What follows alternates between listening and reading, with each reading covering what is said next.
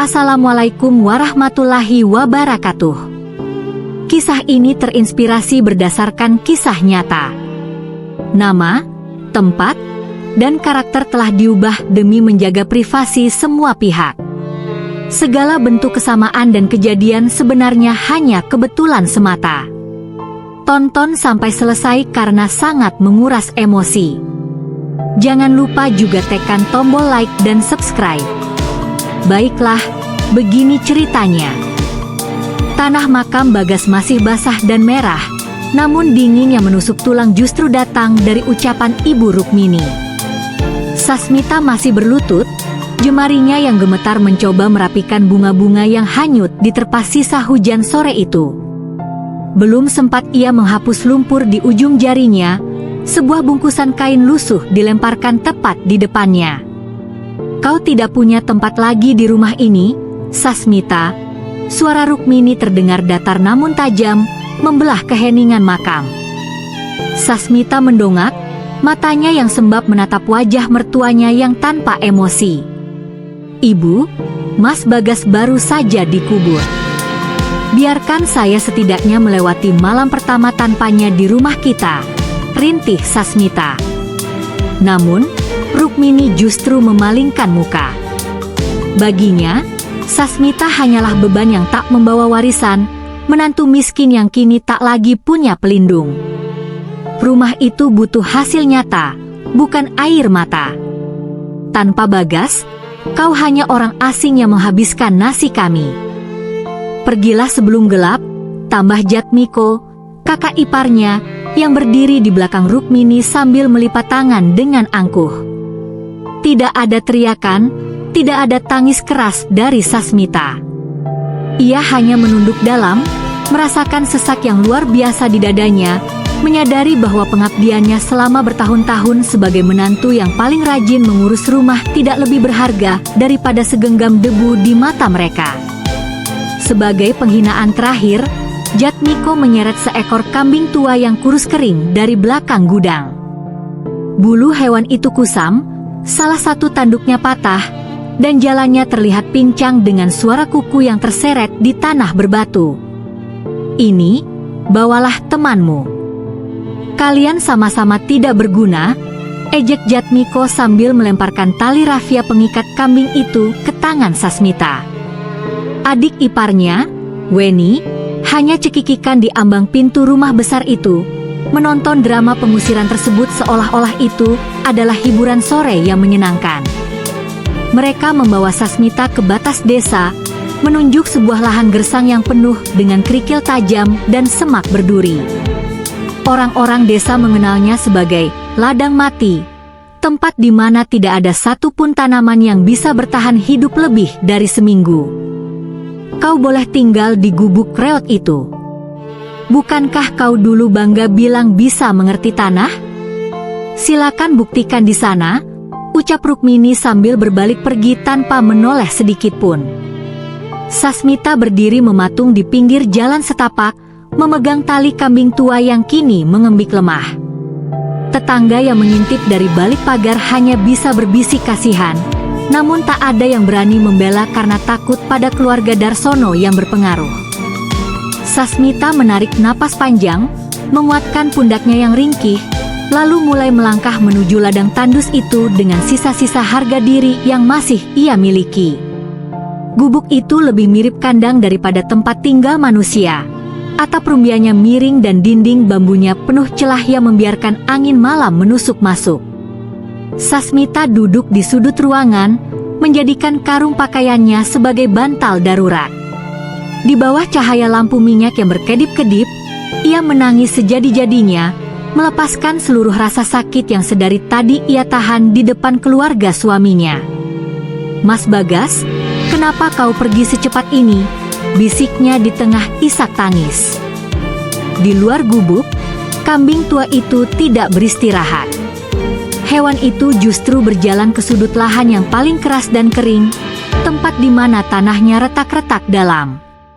Dengan kaki pincangnya, kambing itu mulai mengais-ngais tanah di satu titik yang sama berulang kali, seolah-olah sedang mencari sesuatu yang terkubur sangat dalam.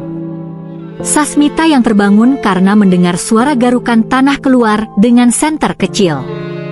"Sudahlah, tidur saja, kau hanya akan melukai kakimu," katanya lembut sambil mencoba menarik kambing itu. Namun, hewan itu menolak. Ia justru mengembik pendek dan menatap Sasmita dengan mata bening yang seolah ingin bicara. Sasmita berlutut dan menyentuh tanah yang baru saja dikais oleh si kambing. Ia merasakan sesuatu yang aneh. Meski permukaannya kering kerontang, tanah di bawah kuku kambing itu terasa sedikit lembab dan dingin. Sebuah insting yang dulu diajarkan ayahnya tentang rahasia air di bawah tanah tiba-tiba berdenyut di kepalanya, memberikan secercah harapan di tengah kegelapan malam yang dingin. Dengan kuku yang mulai menghitam karena tanah dan sebuah batu tajam yang ia temukan di depan gubuk, Sasmita mulai mengikis permukaan bumi yang keras itu. Setiap gesekan batu pada tanah kering menimbulkan suara parau yang memecah kesunyian malam. "Kau benar, kan? Ada sesuatu di sini," bisiknya pada kambing tua itu yang masih berdiri setia di sampingnya. Keringat bercampur debu membasahi keningnya, namun Sasmita tidak berhenti. Ia teringat kata-kata ayahnya bahwa tanah tidak pernah berbohong kepada mereka yang mau mendengarkan detak jantungnya. Tangannya terasa perih, lecet-lecet kecil mulai berdarah, namun rasa sakit itu tidak sebanding dengan hancurnya hatinya saat diusir tadi sore. Ia harus membuktikan bahwa ladang mati ini bisa memberinya kehidupan, atau ia akan benar-benar hancur menjadi debu bersama kenangan suaminya. Suara deru motor tua memecah keheningan fajar, disusul tawa meremehkan yang sudah sangat Sasmita kenali. Jatmiko berdiri di pinggir jalan setapak, masih mengenakan jaket kulitnya yang berbau apek rokok. "Belum mati juga kau, Sasmita? Kukira kau sudah pingsan karena lapar," ejeknya sambil meludah ke arah lahan gersang itu. Sasmita berdiri, menyeka keringat di dahinya dengan ujung selendang coklatnya yang sudah kotor. Ia tidak membalas makian itu, matanya hanya menatap datar ke arah kakak iparnya. "Kenapa diam saja? Oh, aku lupa, kau kan cuma pandai bicara dengan tanah dan kambing buduk itu," lanjut Jatmiko sambil menunjuk kambing pincang yang sedang mengunyah semak berduri. Sasmita menarik napas panjang, mencoba menahan gemetar di tangannya. "Mas Jatmiko, kalau hanya ingin melihat saya menderita, silakan tonton dari jauh. Tapi jangan injakan kaki kotarmu di tanah saya," jawab Sasmita dengan suara rendah namun penuh penekanan. Setelah Jatmiko pergi, Sasmita kembali menggali dengan tenaga yang tersisa. Tiba-tiba, ujung batu tajamnya menghantam sesuatu yang keras namun bukan batu. Suaranya tumpul seperti kayu tua. Ia membersihkan tanah dengan jari-jarinya yang gemetar. Di sana, di kedalaman 2 jengkal, ia melihat sebuah papan kayu yang menutupi lubang kecil. Begitu ia menggeser papan itu, udara dingin yang lembab menyergap wajahnya. Dari celah tanah yang ia gali, setetes air jernih mulai merembes keluar, membasahi debu kering di sekitarnya. Namun, bukan hanya air yang ia temukan.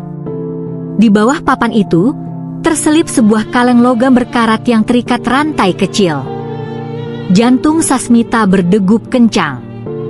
Ia tahu ini bukan milik Bagas, dan jelas bukan milik Rukmini.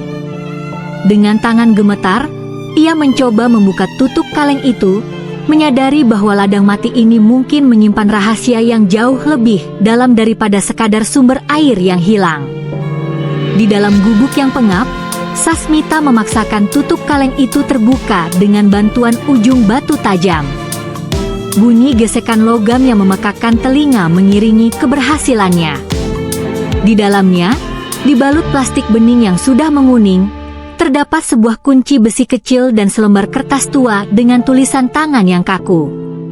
Ia membaca baris demi baris dengan napas tertahan. "Untuk siapapun yang menemukan air di ladang ini, kau adalah pewaris sejati dari Nurani Darsono," demikian petikan kalimat di dalamnya. Jantungnya berdegup kencang, ini bukan sekadar surat biasa, melainkan wasiat tersembunyi dari kakek Bagas yang selama ini dianggap hilang oleh keluarga besar Darsono. Sasmita menggenggam kunci itu erat-erat, merasakan dingin logamnya seolah memberi kekuatan baru untuk menghadapi hari esok. Matahari baru saja mengintip ketika Jatmiko kembali muncul, kali ini tanpa motor, berjalan kaki dengan langkah yang sengaja dibuat berat. Ia tertegun melihat tanah yang biasanya pecah-pecah kini tampak gelap dan basah di satu sudut. "Apa yang kau lakukan? Menggali lubang kuburmu sendiri?" tanyanya dengan nada menghina, namun matanya yang licik terus mengamati gerak-gerik Sasmita. Sasmita tidak menoleh, ia terus menyusun batu-batu sungai kecil untuk melindungi aliran air yang baru ditemukan. "Saya sedang menghidupkan apa yang Mas Jatmiko anggap mati," jawabnya tenang. Jatmiko meludah ke samping, merasa terusik oleh ketenangan menantu yang dulu selalu menunduk ketakutan itu. Ia tidak tahu bahwa di balik lipatan selendang coklatnya, Sasmita menyembunyikan kaleng rahasia yang bisa meruntuhkan kesombongan keluarga Darsono. Kambing tua itu mengemik pendek, seolah menyetujui keputusan Sasmita untuk mulai menanam kangkung di area yang paling lembab. "Kita akan buktikan pada mereka, kan?" bisik Sasmita sambil membelai kepala hewan pincang itu. Ia menggunakan jemarinya untuk melubangi tanah yang kini terasa lebih ramah. Setiap benih yang ia masukkan ke dalam bumi adalah simbol perlawanannya terhadap ketidakadilan Rukmini. Meskipun perutnya mulai keroncongan dan tenaganya terkuras, ada semangat yang menyala di matanya. Ia teringat pesan dalam surat itu tentang sumber kehidupan yang takkan pernah kering bagi hati yang jujur. Sasmita menyadari bahwa ladang ini bukan hukuman, melainkan benteng pertahanan terakhir yang sengaja disiapkan oleh leluhur suaminya untuk orang yang tepat. Di kegelapan senja, Weni muncul dari balik semak berduri, tampak gelisah sambil membawa bungkusan nasi dingin. "Mbak, cepatlah pergi dari sini sebelum Mas Jatmiko kembali dengan orang-orang suruhannya," bisiknya dengan suara gemetar. Sasmita mengerutkan kening, menerima bungkusan itu namun tetap berdiri tegak. "Kenapa mereka begitu terburu-buru, Weni?" Weni menoleh ke belakang, takut ada yang mengikuti. Ibu Rukmini baru tahu kalau surat tanah asli yang dipegang kakek dulu sebenarnya menyebutkan koordinat ladang ini sebagai tanah utama, bukan rumah besar itu. Mereka panik, "Mbak. Mereka ingin menghancurkan gubuk ini malam ini juga agar tidak ada bukti tersisa." Sasmita tertegun, tangannya meraba kunci besi di kantong dasternya. Rahasia itu ternyata lebih besar dan lebih berbahaya dari yang ia bayangkan. Setahun telah berlalu sejak keadilan tegak di ladang mati, namun ketenangan Sasmita terusik ketika sebuah mobil hitam mewah berhenti di depan gerbang bambunya. Seorang pria paruh baya bersetelan rapi bernama Pak Baskoro turun, menatap hamparan hijau itu dengan tatapan penuh perhitungan. "Lahan ini punya debit air yang luar biasa untuk ukuran lereng perbukitan ini," ucapnya tanpa basa-basi saat Sasmita mendekat.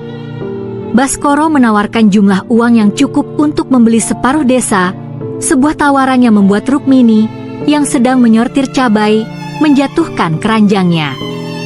Sasmita merasakan firasat buruk. Ia tahu bahwa air ini bukan sekadar komoditas, melainkan nyawa peninggalan kakek suaminya yang harus dijaga.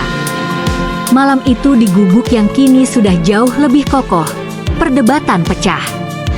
Rukmini menggenggam tangan Sasmita dengan gemetar, matanya berbinar oleh keserakahan yang lama terpendam. "Sasmita, pikirkan masa depan kita. Dengan uang itu, kita bisa kembali ke rumah besar tanpa beban hutang, bahkan Jatmiko bisa membuka usaha baru," bujuknya. Jatmiko hanya diam di sudut, namun sorot matanya yang gelisah menunjukkan bahwa ia menyembunyikan sesuatu. Sasmita menatap kunci besi tua di atas meja, kunci yang dulu ditemukan kambing pincangnya. "Tanah ini bukan untuk dijual, Ibu. Sekali kita serahkan pada mereka, Air ini akan disedot habis untuk pabrik, dan desa ini akan kering, tegas Sasmita, menyadari bahwa ia kini harus melawan keluarganya sendiri sekali lagi. Keesokan harinya, saat fajar masih merah, Sasmita mengikuti suara bisikan di balik gudang penyimpanan air. Ia terperanjat melihat Jatmiko sedang menerima sebuah amplop coklat tebal dari asisten Pak Baskoro. Pastikan saja dia menandatangani surat kuasa itu sebelum akhir pekan, bisik asisten itu dengan nada mengancam. Jatmiko tampak ketakutan, tangannya gemetar saat memasukkan amplop itu ke balik bajunya. Sasmita mundur perlahan, jantungnya berdegup kencang. Ia menyadari bahwa Jatmiko mungkin telah menggadaikan nasib ladang ini demi melunasi hutang rahasia yang belum tuntas. Pengabdian dan kerja keras selama setahun ini kini berada di ujung tanduk karena pengkhianatan dari dalam. Ketegangan memuncak ketika Sasmita menyadari air yang mengalir ke petak kangkungnya mulai berubah warna dan berbau karat. Kambing tuanya menolak minum dan terus-menerus mengembik ke arah lubang sumber air utama. Dengan perasaan was-was, Sasmita menggunakan kunci besi tua itu untuk membuka penutup beton yang ia buat untuk melindungi mata air. Di dasarnya, ia melihat sebuah pipa besi asing yang sengaja ditanam secara ilegal, seolah-olah seseorang sedang mencoba menyuntikkan sesuatu ke dalam tanahnya. Mereka ingin merusak tanah ini agar saya tidak punya pilihan selain menjualnya, bisik Sasmita. Ia kini berdiri tegak, memegang kunci itu erat-erat, bersiap untuk menghadapi serangan yang lebih licik dari sekadar pengusiran. Matahari belum sepenuhnya naik ketika Sasmita mencegat Jatmiko di jalan setapak. Ia menyodorkan telapak tangannya yang masih basah oleh air berwarna karat dan berbau logam menyengat. "Berapa harga kejujuranmu, Mas? Apakah amplop coklat dari Pak Baskoro itu cukup untuk membayar air yang kau racuni ini?" tanya Sasmita dengan suara yang bergetar karena amarah. Jatmiko mematung, wajahnya mendadak pucat pasi. Ia mencoba tertawa sinis, namun matanya tidak bisa berbohong. "Jangan asal bicara, Sasmita. Tanah ini memang sudah terkutuk sejak dulu. Lihat saja, airnya pun menolakmu," balas Jatmiko sambil berusaha melangkah pergi. Namun Sasmita menarik lengan jaketnya. "Aku melihatmu di balik gudang kemarin. Jika kau tidak segera mencabut pipa itu, aku akan membawa kunci kakek ini ke balai desa dan membuka semua kebohongan yang kau simpan tentang hutang-hutangmu." Siang harinya, deru mobil mewah kembali terdengar. Kali ini Pak Baskoro tidak datang sendiri. Ia membawa 2 orang pria berseragam yang mengaku sebagai petugas kebersihan lingkungan. "Saya mendapat laporan bahwa air di sini mengandung limbah berbahaya. Ini ancaman bagi warga desa," ucap Baskoro dengan senyum tipis yang meremehkan. Rukmini yang berdiri di ambang pintu gubuk tampak ketakutan. Ia meremas ujung kebayanya. "Sasmita, dengarkan Pak Baskoro. Jika air ini beracun, kita semua bisa dipenjara. Jual saja tanah ini sebelum masalahnya makin besar," rintih Rukmini. Sasmita menatap Baskoro dengan berani. "Limbah ini tidak datang dari tanah, tapi dari keserakahan seseorang yang menanam pipa di bawah sana. Jika Bapak ingin memeriksa, silakan bawa laboratorium resmi, bukan orang-orang suruhan yang bahkan tidak berani menatap mata saya." Malam itu, dengan hanya ditemani cahaya senter dan kambing tuanya, Sasmita kembali ke lubang mata air. Ia mengabaikan bau karat yang menyengat dan mulai menggali lebih dalam di titik di mana pipa ilegal itu masuk. Tangannya menghantam sesuatu yang keras, bukan kayu, melainkan plat besi yang tertanam sangat rapi. Di tengah plat itu, terdapat lubang kunci yang sangat kecil. Sasmita meraba kunci besi tua di kantongnya, ukurannya pas. Dengan tangan gemetar, ia memutar kunci itu. Terdengar bunyi klik mekanis yang berat. Bukannya air yang keluar lebih deras, namun sebuah celah kecil terbuka, memperlihatkan sebuah tabung kuningan yang tersegel rapat. Jadi ini yang sebenarnya ingin mereka hancurkan, bisik Sasmita. Di saat yang sama, ia mendengar suara langkah kaki yang menginjak ranting kering di belakangnya. Seseorang telah mengikutinya di tengah kegelapan. Sosok di kegelapan itu ternyata Jatmiko, namun kali ini ia tidak tampak angkuh. Ia jatuh terduduk di atas tanah berlumpur, wajahnya basah oleh air mata. "Jangan buka tabung itu, Sasmita. Jika kau membukanya, kita semua hancur," isaknya. Sasmita memegang tabung itu erat-erat. "Apa yang kau takutkan, Mas? Apakah ini tentang wasiat kakek, atau tentang kecelakaan Mas Bagas?" Jatmiko menunduk dalam, bahunya terguncang. Baskoro tahu bahwa rem gerobak Bagas sengaja dirusak agar dia mengalami kecelakaan. Aku membiarkannya terjadi karena aku butuh uang asuransinya untuk membayar hutang judi." Baskoro memegang buktinya, "Sasmita, kalau kau tidak menyerahkan tanah ini, dia akan menjebloskan aku ke penjara atas kematian adikku sendiri." Dunia seakan berhenti berputar bagi Sasmita saat ia menyadari bahwa pengkhianatan ini telah merenggut nyawa suaminya. Lutut Sasmita terasa lemas, namun tangannya mencengkeram tabung kuningan itu lebih kuat hingga buku-buku jarinya memutih. Hujan gerimis mulai turun, membasahi wajahnya yang bercampur antara air mata dan keringat dingin. "Jadi selama ini aku berduka untuk pria yang kau bunuh secara perlahan demi uang judi, Mas?" Suaranya bergetar, nyaris tidak terdengar di antara deru angin. Jatmiko hanya bisa merangkak di tanah lumpur, mencoba meraih ujung selendang coklatnya untuk memohon ampun. "Aku tidak punya pilihan, Sasmita." Baskoro melilitku dengan bunga hutang yang gila. Dia menjanjikan semuanya akan terlihat seperti kecelakaan murni, isak Jatmiko. Sasmita menarik mundur kakinya dengan jijik, menyadari bahwa seluruh keluarga ini telah hidup di atas darah suaminya sendiri. Di dalam gubuk yang remang-remang, ia membuka segel lilin pada tabung itu. Jari-jarinya yang masih gemetar menarik sebuah gulungan kertas tipis yang terbungkus rapi. Bukannya emas atau permata, kertas itu berisi catatan harian kakek Bagas yang sangat mendetail tentang pencemaran merkuri yang dilakukan perusahaan Pak Baskoro puluhan tahun lalu di bawah tanah desa ini. Lahan ini bukan mati karena kutukan, tapi karena mereka meracuninya untuk menurunkan harga tanah, bisik Sasmita saat membaca baris demi baris pembuktian itu.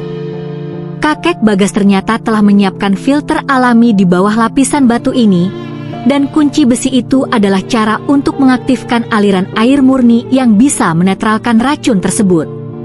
Sasmita menyadari bahwa dirinya kini bukan hanya memegang wasiat tanah, melainkan bukti kejahatan korporasi besar.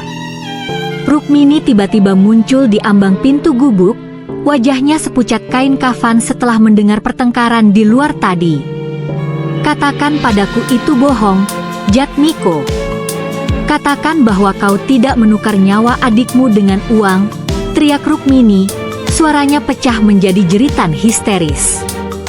Ia menyerang Jatmiko dengan tinju lemahnya, membuat suasana gubuk menjadi kacau.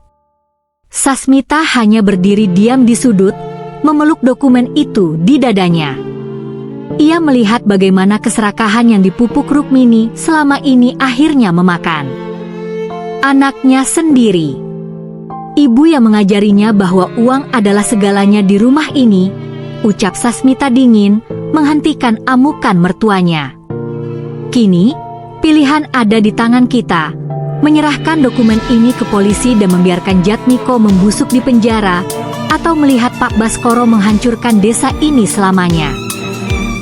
Saat cahaya fajar mulai menyapu ladang mati, deru mobil-mobil hitam kembali terdengar, kali ini lebih banyak dari sebelumnya. Pak Baskoro turun dengan wajah yang tidak lagi ramah. ia membawa beberapa pria berbadan tegap yang memegang linggis. "Aku tahu kau menemukan sesuatu di lubang itu, Sasmita. Jangan menjadi pahlawan untuk suami yang sudah mati. Serahkan tabung itu, dan aku akan memastikan Jatmiko tetap bebas," ancam Baskoro sambil melangkah maju ke arah pagar bambu. Sasmita melirik ke arah kambing tuanya yang berdiri waspada di samping mata air. Ia tahu bahwa satu-satunya cara untuk menang bukan dengan bersembunyi, melainkan dengan mengungkap kebenaran ini di depan seluruh warga desa yang kini mulai berkumpul di batas jalan, penasaran dengan kegaduhan yang terjadi. Baskoro melangkah melewati pagar bambu yang sudah reot, namun langkahnya terhenti ketika Sasmita mengangkat tabung kuningan itu tinggi-tinggi di depan kerumunan warga. "Bapak-bapak, ibu-ibu, dengarkan," seru Sasmita dengan suara yang bergetar namun lantang. "Ladang ini tidak pernah mati karena kutukan, tapi karena racun yang ditanam oleh perusahaan pria ini puluhan tahun lalu." Warga desa mulai saling berbisik. Wajah mereka yang semula penasaran kini berubah menjadi tegang. Baskoro tertawa hambar, mencoba menutupi kegugupannya. "Jangan dengarkan bualan janda ini. Dia hanya ingin menguasai tanah keluarga Darsono dengan cerita dongeng," balas Baskoro sambil memberi isyarat kepada anak buahnya untuk maju. Sasmita tidak bergeming, ia menatap mata para tetangganya satu persatu, mencari sisa-sisa keberanian yang mungkin masih ada di sana. Saat salah satu pria berbadan tegap mencoba merampas tabung dari tangan Sasmita, Jatmiko tiba-tiba berlari ke tengah dan memeluk kaki pria itu. "Cukup. Aku yang merusak rem gerobak Bagas. Aku pembunuhnya," teriak Jatmiko dengan suara parau yang memecah keheningan. Rukmini jatuh pingsan di pelukan Weni, sementara warga desa terkesiap mendengar pengakuan yang mengerikan itu. Baskoro memucat, menyadari bahwa rencananya untuk menjaga rahasia ini sekarang hancur di depan mata seluruh desa. Sasmita menatap kakak iparnya dengan tatapan yang sulit diartikan, ada kemarahan, namun juga rasa perih yang mendalam. Ia menyadari bahwa kemenangan ini harus dibayar dengan kehancuran keluarganya sendiri. "Ini bukan hanya tentang tanah ini, tapi tentang sumur-sumur kalian yang mulai kering dan anak-anak kalian yang sering sakit," ucap Sasmita sambil menarik keluar gulungan kertas dari dalam tabung. Ia menyerahkannya kepada Pak RT yang paling dihormati di desa itu. Dengan tangan gemetar, Pak RT membaca catatan kakek Bagas tentang pembuangan limbah merkuri yang dilakukan secara tersembunyi. Baskoro mencoba masuk kembali ke mobilnya, namun warga desa mulai mengepung kendaraannya. Tidak ada lagi ketakutan di mata mereka, yang ada hanyalah kemarahan kolektif yang telah terpendam selama bertahun-tahun. Sasmita memeluk kambing tuanya yang merapat di kakinya, merasakan beban berat di pundaknya perlahan-lahan mulai beralih menjadi kekuatan yang nyata. Di tengah kekacauan itu, seorang pria muda bersetelan rapi yang sejak tadi diam di kerumunan maju ke depan. "Nama saya Adnan, pengacara dari kota yang dikirim oleh mendiang kakek Darsono untuk memantau hari ini," ucapnya sambil membuka tas kerjanya. Sasmita terkejut, ia tidak menyangka kakek suaminya telah merencanakan hal ini hingga sejauh itu. Adnan menyerahkan sebuah dokumen resmi yang menyatakan bahwa seluruh aset perusahaan Baskoro di wilayah ini secara hukum telah digadaikan sebagai jaminan atas kerusakan lingkungan jika dokumen dalam tabung itu terungkap. Baskoro jatuh terduduk di kursi mobilnya, menyadari bahwa kekuasaannya telah berakhir. Namun, bagi Sasmita, ini hanyalah awal dari perjuangan baru untuk memulihkan tanah dan nama baik suaminya yang telah tiada. Polisi memborgol tangan Jatmiko di depan kerumunan warga yang masih terperangah. Suara sirine yang meraung seolah merobek ketenangan ladang mati yang baru saja ia bangun. Rukmini meronta, mencoba menahan langkah petugas, namun ia jatuh tersungkur di tanah berlumpur. Sasmita berdiri beberapa langkah darinya, hanya bisa menatap punggung kakak iparnya yang kini membungkuk lesu. Kau puas sekarang, Sasmita? Kau menghancurkan satu-satunya putraku yang tersisa, teriak Rukmini dengan suara parau. Ia menggeleng pelan, hatinya terasa seperti batu yang berat. Bukan saya yang membawanya ke mobil itu, Ibu. Dosanya sendirilah yang melakukannya, jawabnya dengan suara yang nyaris tak terdengar. Di sampingnya, Adnan menatap pemandangan itu dengan wajah tanpa ekspresi, seolah sudah terbiasa melihat kehancuran keluarga di balik sebuah kasus besar.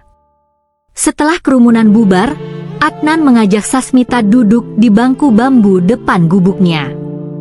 Ia mengeluarkan setumpuk berkas baru yang terlihat jauh lebih rumit. Kemenangan ini punya harga yang sangat mahal, Sasmita, ucap Adnan sambil memperbaiki posisi kacamatanya. Sasmita mengerutkan kening, merasakan firasat buruk kembali merayap. Apa maksud Bapak? Baskoro sudah kalah, kan? Adnan menghela napas panjang. Secara hukum, iya. Tapi wasiat kakekmu menyatakan bahwa jika kau mengaktifkan filter itu, kau secara otomatis bertanggung jawab atas restorasi seluruh ekosistem air di desa ini. Dana dari aset Baskoro akan cair, tapi jika dalam 3 bulan air desa tidak kembali murni, tanah ini akan disita oleh negara untuk karantina lingkungan. Ia tertegun, menyadari bahwa ia baru saja memikul beban seluruh nyawa penduduk Karangreja di pundaknya yang ringkih. Ketakutan Sasmita menjadi kenyataan lebih cepat dari dugaannya. Sore itu, sekelompok petani desa yang dipimpin oleh Pak Karto mendatangi gerbangnya dengan wajah berang. Kami tidak butuh kebenaranmu jika itu artinya hasil panen kami tidak laku di pasar, seru Pak Karto sambil menunjuk-nunjuk wajahnya. Warga mulai khawatir bahwa berita tentang merkuri akan membuat pedagang kota takut membeli hasil bumi Karangreja. Ia mencoba menjelaskan tentang rencana restorasi, namun suaranya tenggelam oleh teriakan kemarahan. Kau ingin menjadi pahlawan, tapi kau justru membunuh dapur kami, teriak warga lainnya. Di sudut pagar, ia melihat Weni menangis ketakutan, sementara Rukmini hanya menatap dari kejauhan dengan senyum tipis yang penuh dendam, seolah menikmati penderitaan baru menantunya. Malam harinya, saat ia memeriksa saluran filter utama dengan bantuan lampu senter, ia menemukan sesuatu yang membuatnya mual. Aliran air yang seharusnya mulai jernih kembali keruh, namun kali ini bukan oleh pipa besi, melainkan oleh bangkai hewan yang sengaja dilemparkan ke dalam bak penampungan. Seseorang ingin menggagalkan proses restorasi ini agar tanahnya segera disita negara. Sasmita berlutut di tepi bak, memandangi air yang tercemar itu dengan air mata yang mulai menetes. Kambing tuanya mengembik gelisah, mengendus-endus sekitar semak-semak yang gelap. Siapa yang begitu tega melakukan ini? Bisiknya parau. Tiba-tiba, ia mendengar suara gesekan langkah kaki di balik rimbunnya pohon nangka. Ia mematikan senternya, mencoba mengatur napasnya yang memburu, menyadari bahwa musuh sejatinya bukanlah Pak Baskoro, melainkan kegelapan yang bersembunyi di balik wajah-wajah orang yang ia kenal.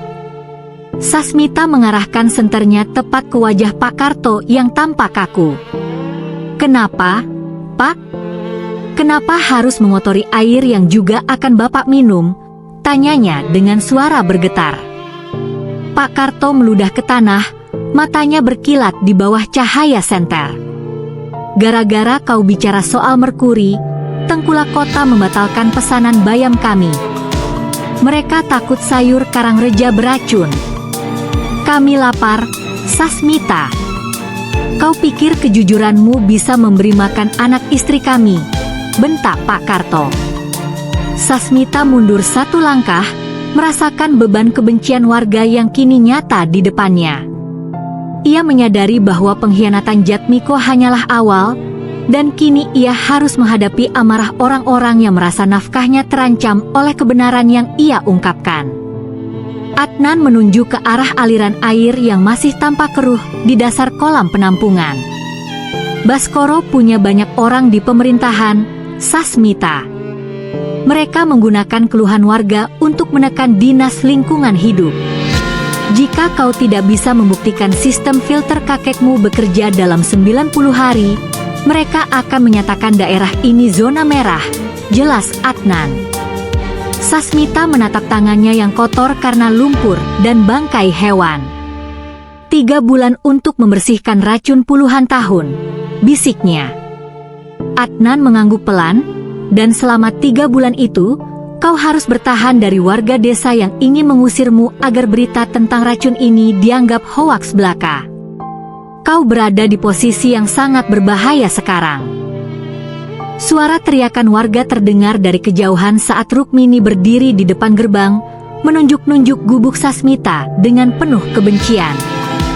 Lihat perempuan ini. Dia tidak cukup menghancurkan anakku Jatmiko, sekarang dia ingin menghancurkan seluruh desa dengan cerita merkurinya, teriak Rukmini. Weni mencoba menarik tangan ibunya, memohon agar ia berhenti, namun Rukmini menepisnya kasar. Sasmita keluar dari gubuk, menatap mertuanya yang kini menjadi provokator utama. Ibu tahu yang saya katakan benar. Kenapa ibu lebih memilih melindungi nama baik perusahaannya membunuh Mas Bagas daripada menyelamatkan desa kita? Tanya Sasmita lantang, membuat kerumunan warga terdiam sejenak namun tetap menatapnya dengan penuh curiga. Di bawah temaram lampu minyak, Sasmita meraba sampul kulit buku harian kakek Bagas yang terasa tebal. Dengan hati-hati, ia menyayat lapisan kainnya dan menemukan selembar perkamen kecil berisi skema mekanis. Bukan sekadar batu dan pasir, tapi arang dari tempurung kelapa tertentu dan akar tanaman yang harus ditanam dalam pola melingkar. Gumamnya membaca instruksi itu. Kambing tuanya mendekat, mengendus kertas tua tersebut seolah memberi dorongan. Sasmita menyadari bahwa ia tidak hanya butuh waktu, tapi ia butuh tanaman yang kini sudah langka di desa ini. Ia harus mencari bibit itu di hutan lereng gunung sebelum blokade warga semakin ketat di sekitar ladangnya. Di bawah remang lampu minyak, Sasmita mengikat selendang coklatnya lebih kencang di pinggang, memastikan kain itu tidak akan menyangkut di semak berduri nanti. Ia memasukkan parang tumpul dan buku harian kakek ke dalam tas anyaman pandannya. Kambing tuanya mengembik pelan, seolah merasakan kegelisahan tuannya yang hendak menerjang kegelapan hutan. Aku harus menemukan akar itu sebelum fajar, atau filter ini tidak akan pernah bekerja, bisiknya pada diri sendiri. Ia melirik ke arah jalan setapak yang kini dijaga oleh beberapa pemuda desa suruhan Pak Karto. Ia harus mengambil jalur melipir melalui tebing curam agar tidak tertangkap. Napasnya memburu. Uap dingin keluar dari mulutnya setiap kali ia mengembuskan napas di tengah kabut yang kian pekat. Jemarinya yang lecet mencengkeram akar pepohonan untuk menarik tubuhnya mendaki lereng licin itu. Sasmita berhenti sejenak saat telinganya menangkap suara teriakan dari kejauhan di bawah sana. Warga mulai menyadari kepergiannya. Dia pasti ingin melarikan diri. Sayup-sayup suara Pak Karto terdengar terbawa angin. Ia tidak peduli, matanya terus mencari keberadaan tanaman merambat dengan daun berbentuk jantung yang seharusnya tumbuh di antara bebatuan lembab ini. Tekadnya sudah bulat, ia tidak akan turun tanpa membawa kunci pemurni air desa ini. Di balik rimbunnya pohon pakis raksasa, sebuah gubuk tua yang hampir tertutup lumut berdiri tersembunyi. Seorang pria tua bungkuk dengan tatapan tajam keluar, memegang cangkul kecil.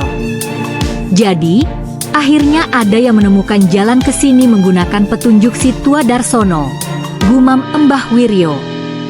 Sasmita terjatuh di depan kakinya, kelelahan namun segera menyodorkan buku harian itu. Saya butuh arang hijau dan akar langit, Mbah. Desa sedang diracuni, rintihnya. Mbah Wiryo menatapnya lama, lalu mengulurkan tangan yang kasar. Bukan sekadar air yang akan kau murnikan, enduk, tapi hati orang-orang di bawah sana yang sudah lama mati oleh keserakahan. Masuklah, Kakek suamimu sudah menitipkan pesan terakhir untukmu jika hari ini tiba. Langkah Sasmita terhenti tepat di batas pagar bambunya yang kini sudah dipenuhi warga yang membawa obor dan linggis. Rukmini berdiri paling depan, wajahnya bengis penuh kemenangan. Bakar saja gubuk pembawa sial ini. Dia sudah melarikan diri karena takut, teriak Rukmini memprovokasi massa. Sasmita maju dengan langkah mantap, mengangkat karung berisi akar dan arang khusus tinggi-tinggi. Saya tidak lari, Ibu. Saya membawa obat untuk tanah ini. Suaranya yang lantang membuat kerumunan itu terdiam seketika. Pak Karto maju dengan wajah merah padam. Obat apa? Kau hanya ingin menipu kami lagi agar tanah ini tidak disita. Ketegangan memuncak saat beberapa pemuda mulai menyulut obor mereka, siap membakar satu-satunya tempat tinggal Sasmita. Api obor menari-nari di bola mata Sasmita, namun ia tidak mundur setapak pun. Ia melemparkan segenggam arang hijau ke dalam sebuah toples berisi air karat yang sengaja ia siapkan di depan pintu. Perlahan namun pasti, air yang semula keruh mulai berubah bening di depan mata warga. Ini bukan sihir, Pak Karto. Ini adalah apa yang kakek tinggalkan untuk kita semua sebelum Baskoro meracuni nurani kalian, teriaknya. Pak Karto tertegun, tangannya yang memegang obor mulai gemetar melihat keajaiban itu. Namun, Rukmini justru tertawa sinis di belakang kerumunan. Jangan tertipu. Dia hanya menggunakan trik murahan untuk menutupi kenyataan bahwa tanah ini membawa sial bagi ekonomi desa kita. Rukmini terus memprovokasi, menciptakan keraguan kembali di wajah-wajah warga yang semula mulai luluh. Adnan muncul dari kegelapan dengan napas terengah, wajahnya menunjukkan kepanikan yang jarang ia perlihatkan. Sasmita, kita dalam masalah besar. Baskoro menyuap Dinas Lingkungan untuk memajukan jadwal inspeksi. Mereka tidak akan datang dalam 3 bulan, tapi besok pagi. Sasmita merasa bumi di bawah kakinya seakan runtuh. Besok, akar ini butuh waktu setidaknya 3 hari untuk mengendap, serunya putus asa. Adnan menyerahkan dokumen dengan cap merah besar bertuliskan segera. Baskoro ingin memastikan kau gagal saat filter ini belum siap sepenuhnya. Jika besok pagi airnya masih keruh, tanah ini resmi menjadi zona merah dan kau akan diusir secara paksa oleh aparat. Di bawah guyuran hujan yang mulai turun, Sasmita dan Weni bahu-membahu menanam akar langit dalam pola melingkar di sekitar mata air. Tangan mereka berdarah terkena kerikil tajam, namun mereka tidak berhenti. Mbak, kenapa kakek memberikan beban seberat ini padamu? Bisik Weni sambil menyeka lumpur di pipinya. Sasmita terhenti sejenak, menatap kunci besi di tangannya. Bukan beban, Weni. Ini adalah penebusan. Kakek tahu suatu saat keserakahan akan menghancurkan keluarga ini, dan ia hanya mempercayai tanah untuk menyimpannya. Tiba-tiba, kunci besi itu mulai terasa hangat di kantongnya saat ia mendekat ke plat besi pusat aliran air, seolah-olah ada energi mekanis yang baru terbangun. Suara semak-semak yang tersibak kasar menghentikan pekerjaan mereka.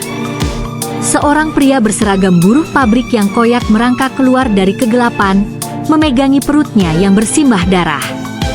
Tolong, Sasmita. Rintihnya parau. Sasmita berlari mendekat dan terkesiap menyadari bahwa pria itu adalah mantan mandor kepercayaan Baskoro yang dikabarkan menghilang. Jangan biarkan mereka menuangkan sisa limbah itu malam ini. Pria itu terbatuk darah, tangannya mencengkeram lengan Sasmita dengan sisa tenaga terakhirnya. Baskoro membawa truk tangki ke hulu sungai sekarang. Dia ingin meracuni sumber airmu secara total agar tes besok pagi gagal telak. Sasmita mendekap tubuh pria itu yang mendingin, mencoba menahan pendarahan di perutnya dengan sisa selendang coklatnya. "Tahan, Pak." "Weni, cepat ambilkan kotak obat tua di bawah amben," teriaknya di tengah deru hujan. Pria itu menggeleng lemah, matanya mulai mengabur. Percuma, mereka sudah di sana, hulu sungai. Bisiknya sebelum kepalanya terkulai lemas di pangkuan Sasmita. Weni membeku di ambang pintu, tangannya gemetar memegang lampu senter. "Mbak, dia sudah tidak ada. Apa yang harus kita lakukan?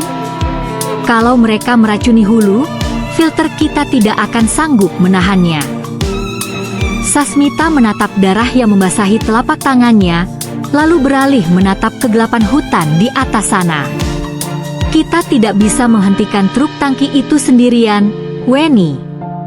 Kita butuh orang-orang desa, meskipun mereka membenciku." Sasmita berlari menembus kegelapan, kakinya yang telanjang menghantam kerikil tajam hingga mencapai gerbang di mana Pak Karto dan warga masih berkumpul dengan obor menyala. "Berhenti. Kalian mau membakar gubukku? Silakan." Tapi saat ini, orang-orang Baskoro sedang menuangkan racun langsung ke hulu sungai yang mengaliri sumur kalian, serunya dengan suara parau yang menghentikan bisik-bisik warga. Pak Karto maju, wajahnya masih penuh kecurigaan. "Kau hanya ingin mengalihkan perhatian kami agar tidak mengusirmu, Sasmita." Namun, ia mengangkat tangannya yang merah karena darah mandor tadi. "Ini darah orang yang mencoba memperingatkan kita. Jika besok pagi air itu berubah menjadi racun, bukan hanya ladangku yang mati, tapi anak-anak kalian yang meminumnya." Hanya segelintir pemuda dan Pak Karto yang akhirnya mengikuti langkah Sasmita mendaki lereng menuju hulu sungai. Di sana, di bawah sorot lampu sorot yang menyilaukan, sebuah truk tangki besar terparkir di tepi tebing sungai. Beberapa pria berbadan tegap sedang bersiap menyambungkan pipa besar ke aliran air. "Hentikan!" teriak Pak Karto, yang kini mulai melihat kebenaran di balik peringatan Sasmita. Salah satu anak buah Baskoro mengeluarkan parang, membuat para pemuda desa mundur ketakutan. Sasmita melangkah maju, berdiri tepat di depan mulut pipa yang siap menyemburkan limbah hitam. "Lakukan saja, dan biarkan air ini membawa tubuhku sebagai saksi kejahatan kalian di depan dinas lingkungan besok pagi," tantangnya tanpa sedikit pun rasa takut di matanya. Kekacauan pecah saat Pak Karto dan para pemuda mulai bentrok dengan anak buah Baskoro. Di tengah hiruk-pikuk itu, Sasmita merangkak di bawah kolong truk, mencari katu pengunci yang disebutkan dalam buku harian kakek sebagai titik lemah tangki model lama tersebut. Tangannya meraba logam dingin yang licin karena minyak, sementara suara hantaman besi dan teriakan kesakitan terdengar tepat di atas kepalanya. "Cepat, Mbak! Mereka terlalu banyak!"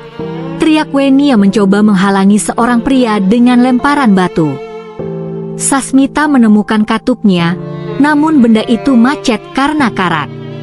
Ia mengambil kunci besi tua dari saku dasternya, menggunakannya sebagai pengungkit dengan seluruh tenaga yang tersisa.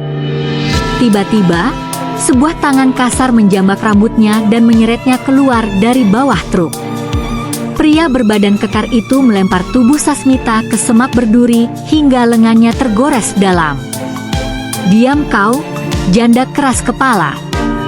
Kau pikir kau siapa bisa menghentikan kami?" bentak brewok, pemimpin kelompok itu, sambil mengayunkan belati di depan wajahnya.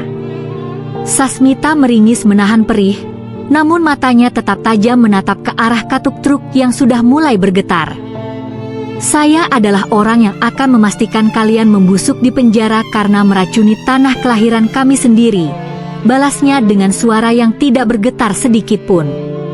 Di dekatnya, Pak Karto terdesak oleh dua orang pria, namun semangat para pemuda desa yang melihat keberanian Sasmita mulai terbakar. Mereka tidak lagi hanya bertahan, melainkan mulai merangsek maju meskipun hanya bersenjatakan kayu dan batu. Cahaya senter yang sangat banyak tiba-tiba membelah kegelapan hutan dari arah jalur atas.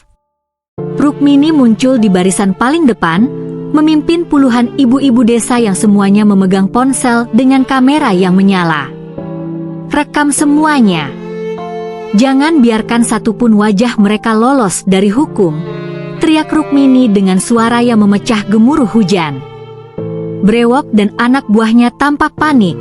Mereka bisa menghadapi kekerasan fisik, tapi mereka tidak siap menghadapi ribuan mata digital yang akan segera menyebarkan kejahatan mereka. Jatmiko yang ikut dalam rombongan itu segera berlari ke arah Sasmita dan membantunya berdiri. "Maafkan ibu, Sasmita. Aku terlambat menyadari bahwa musuh kita bukan kau, tapi iblis berbaju rapi seperti Baskoro," rintih Rukmini sambil memeluk menantunya yang gemetar. Dalam kepanikan untuk melarikan diri, pengemudi truk tangki menarik tuas pembuangan secara sembarangan sebelum pipa terpasang sempurna. Cairan hitam pekat berbau busuk menyembur keluar, namun bukannya masuk ke sungai, limbah itu justru menggenangi area resapan tanah yang sangat dekat dengan sumber air utama desa. "Tidak, bukan di situ," teriak Sasmita dengan histeris saat melihat cairan beracun itu mulai meresap ke dalam pori-pori bumi. Para preman itu segera melompat ke dalam kabin dan tancap gas, meninggalkan genangan maut yang kini mulai mengalir perlahan menuju arah ladang mati. Adnan yang baru saja sampai dengan mobilnya segera turun dan melihat pemandangan mengerikan itu. "Waktu kita habis, Sasmita.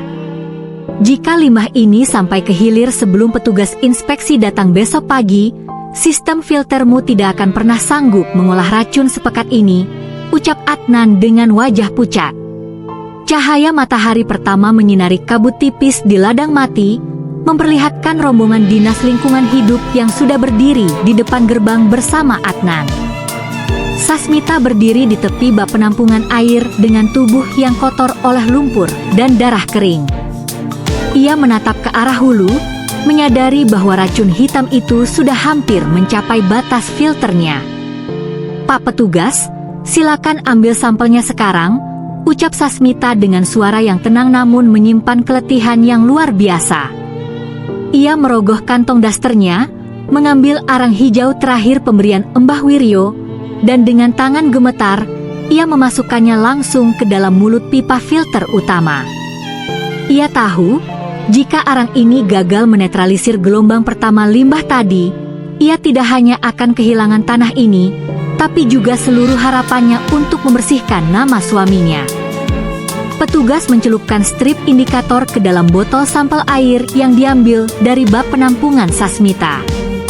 Suasana mendadak hening, bahkan angin seolah berhenti berhembus saat semua mata tertuju pada perubahan warna di strip tersebut. "Negatif.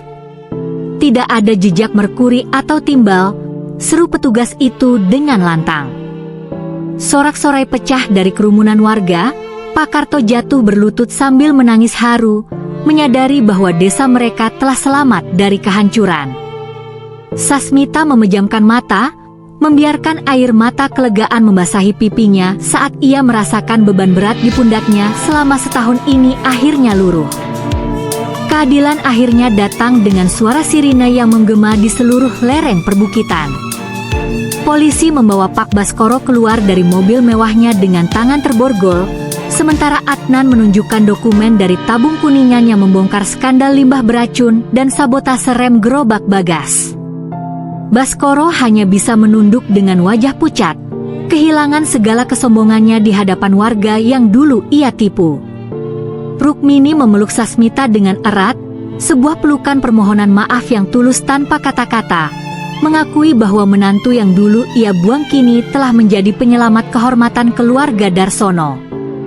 Setahun kemudian, ladang mati telah berganti nama menjadi ladang kehidupan, hamparan hijau yang memberi makan seluruh desa Karangreja. Sasmita berdiri di bawah pohon nangka yang rimbun, membelai kepala kambing tuanya yang kini tampak gemuk dan sehat dengan tanduk yang mengkilap. Ia menatap ke arah langit sore yang berwarna keemasan, merasakan kehadiran Bagas dalam setiap hembusan angin yang menyentuh daun-daun sayurannya. Tidak ada lagi dendam, tidak ada lagi kemiskinan hati. Ia telah membuktikan bahwa kesabaran dan kejujuran pada tanah akan selalu membuahkan hasil yang takkan pernah kering oleh waktu.